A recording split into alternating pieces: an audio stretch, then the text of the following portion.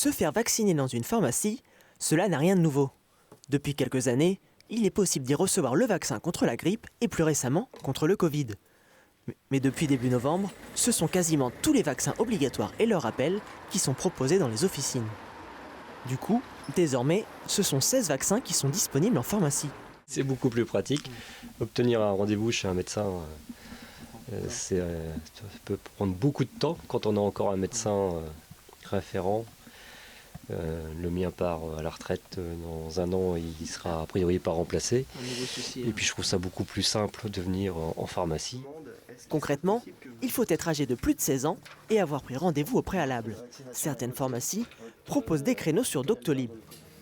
Une ordonnance d'un médecin est toujours nécessaire, sauf pour la vaccination contre la grippe et le Covid. En revanche, sans elle, pas de remboursement par la CPAM. Derrière ce dispositif, l'idée de désengorger les cabinets des médecins généralistes. Une partie de la population n'aura pas besoin d'aller voir le médecin, ne va pas utiliser le temps qui est imparti à un médecin pour faire de la vaccination ou bientôt de la prévention quand on pourra faire la prescription.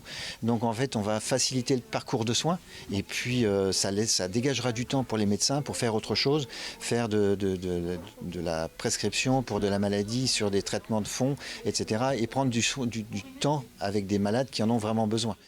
Les pharmaciens autorisés à vacciner ont tous été formés aux gestes médicaux pour administrer les doses.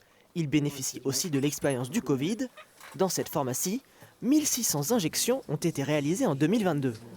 Auparavant, on avait un docteur, mais on n'en a plus rien ici. Voilà, on est arrivé à 4 injections, ça va être la 5e, ainsi de suite. Il va donc falloir s'habituer à recevoir sa dose de vaccin chez son pharmacien. Prix de l'acte, 7,50 € auquel s'ajoute le prix du vaccin.